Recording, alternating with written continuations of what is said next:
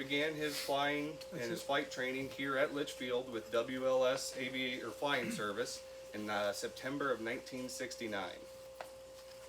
Then in October of 1969, soloed. So that's a pretty quick turnaround there to get from start to solo in less than a month. That's pretty good. 7.5 hours. Yeah, no, that's saying something.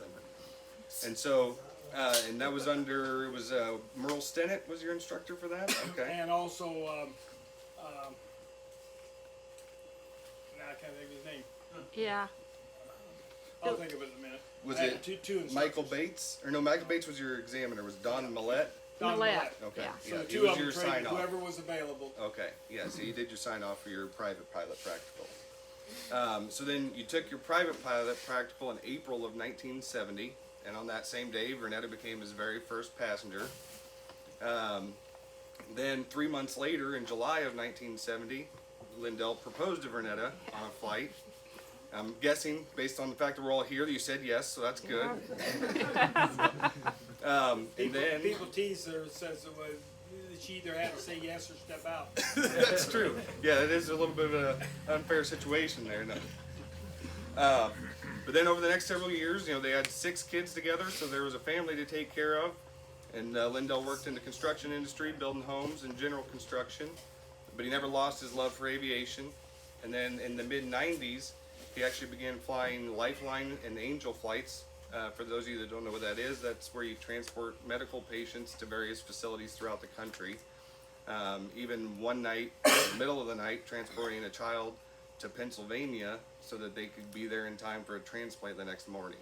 So I have to really commend you for that type of stuff, because using your And we love of iced up on the aviation way for back. good. What's that? And we iced Oh. up on the way back. Well, that's better on the way there. I get less stressful, I imagine, on the way back without the patient on board, but Yeah. still, that's never fun.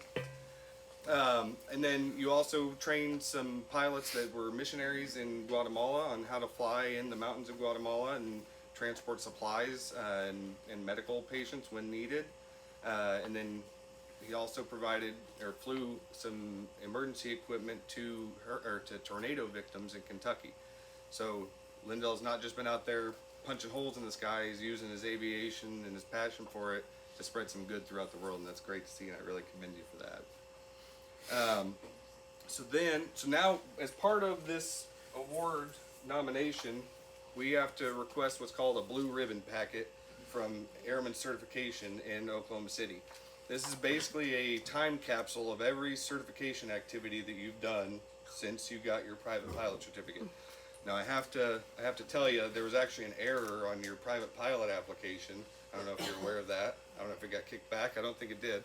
I'm not taking your certificates, so don't don't get nervous. Where's your license? But you dated your signature as 1950, which I think is the year of your birth, right? Yeah. Not the day. It was in 1970 that was actually the check ride. It didn't get kicked back, so and you got your certificate, so that's good. Bad handwriting. That's There you go. But it's always interesting too when we look at these, because this has all the knowledge test results for every certificate you've ever taken. And I've always liked to ask, do you remember which one you did the best and which one you did the worst on? on the knowledge test. Mm-hmm. No, I really don't know.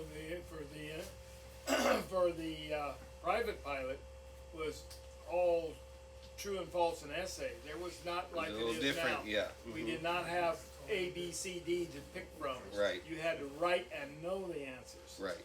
And all the rest of them I did for instructors was A, B, and C. And I don't remember, and also my instrument, I'm not sure. All of them I got usually upper 70 and maybe lower 80. Yep. So Most of 'em. yours actually deviated from what I normally see. Normally the instrument is the worst. That tends to be the most difficult test. But your private pilot was your worst, and your instructor certificate was actually your best. So that was good to see. So you were actually getting better throughout the years. So it's always fun to see that, though. So now we kind of look back through all the certificates that you've gotten. So in 1997, you went and got your instrument rating, and then 2000 was a busy year for you. You got your commercial in February of 2000, your CFI in March of 2000, and then your instrument instructor in April of 2000. So that's a busy 3 months, and that's not a lot of easy certificates to add in 3 months. Well, the guy that had taken the business over here needed a flight instructor, asked him if he would hire me if I would get my rating. Okay. Because I thought I would do it on the side because I had a full-time job. And he said, yeah, he would hire me. And so I got some money, and in basically 3 months' time, I went from the private pilot instrument rated to CFII. Yeah. And came back the next week and did my first flight instructing through him. Yeah. And he's in the crowd today. Oh, that's awesome. So yeah, like I said, 2000, you had a busy year, and then 2010, you actually came to the flight school that I used to work at and got your multi-engine add-on rating. And I believe that's the last new certificate that you've added. Is that correct? All right. And then typically when you have a lifelong CFI or a long-time CFI, this is the last about, from there on, or about the last half is just CFI renewals, because every 2 years you've got to renew your CFI. So and I think that you maybe lost your certificate once. Is that correct? No. Okay. I never Or lost it. did you get a replacement? Was it Yeah, when you changed from the social? Yeah, into a what they plastic? did, in order to stay with the program, you had to renew on the November date, because the way the state does have renewals, that they give us at a reduced rate. Okay. So, but you have to go, whatever yours expires at, you have to go to November. And I never liked that, because if you got sick and couldn't go the first week of November, you had 3 weeks to do something to renew your certificate. So twice or 3 times, in order to get back in alignment with the program, I would go get it, and then just 3 months later, I would get it again, so that I would have the 3 months leeway to be able, if for some reason the 1st of November I cannot attend, Oh, right. I've got 3 months to be able to still get my license. So I did that 3 times through this Wings program. Right. Mm-hmm. So Okay. Well, good. All right. Well, and so before I bring you up to give you your awards, we actually need to recognize Vernetta, because we all know that none of this is possible without a supportive spouse. And so the amount of hours spent at the airport, someone's got to hold down the home front sometimes, and so that takes a special person to support that person, the aviation You mean career of eat, the others. sleep, and live? Exactly. Yes, yes. And then to ride along, like you said, I think you said you've been to 30 states together on different trips. About 38. Okay, so yeah. Yeah. So yeah, that takes a special commitment. we flew the whole west coast of the United States, her and I did. Okay, that sounds amazing, actually. And Well, we if you got don't stuck mind. in San Francisco because the starter locked up. Okay, nice.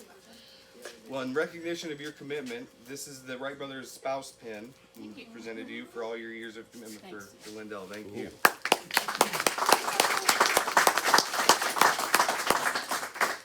Now we've got 2 awards here for Lindell. The first one is the Wright Brothers plaque.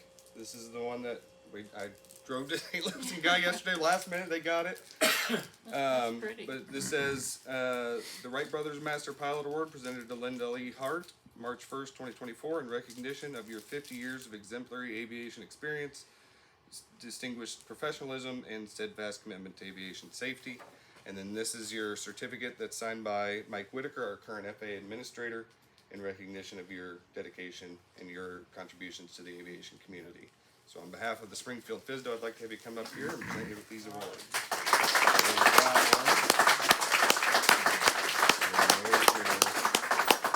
Your plaque, and then you get a pin as well. I don't know if you got another hand to hold everything. All right. Congratulations, and again, thank you for everything you've contributed to our community. Thank you. Thank you. And actually, this is yours to keep as well, so a little memento of your aviation career.